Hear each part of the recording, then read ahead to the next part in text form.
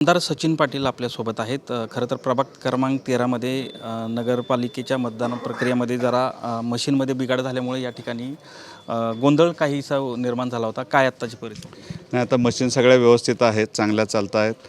माहिती घेतली, तहसीलदार साहेबांच्याकडून माहिती घेतली. मशीनमध्ये काही प्रॉब्लेम नाही. थोडेफार किरकोळ प्रॉब्लेम होते. प्रॉब्लेम नव्हतेच, पण ते मतदारांना वाटत होते. पण तो तसा काही विषय नाही, ते क्लिअर झालेला आहे विषय. बटनाचा बीप आवाज येत नव्हता असा काहीतरी विषय झाला होता काही? नाही, पहिलंही मशीन चांगलं होतं. त्याच्या सिरियलप्रमाणे मतदान केल्यानंतर व्यवस्थित त्या आकडे, पण काही लोकांचं असं म्हणणं होतं की त्याच्यावरती सिरियलप्रमाणे जेवढं मतदान झालं आहे त्याचे नंबर येत नाहीत. पण तसं काही नव्हतं.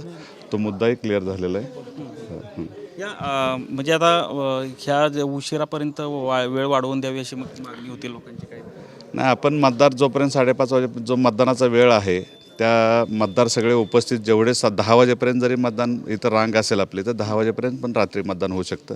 पण तेवढं त्याच्या आत जर मतदान उरकलं तर काय गरज पडणार नाही. नक्कीच 5:30 वाजेपर्यंत जेवढे मतदार या ठिकाणी पोहोचतील त्यांना या ठिकाणी मतदान करण्याचा अधिकार असल्याचं मत जे आहे ते यावेळी सचिन पाटील यांनी व्यक्त केलं आहे. कॅमेरामन विनोदसह संतोष नारोडे, TV9 मराठी, फलटण, सातारा.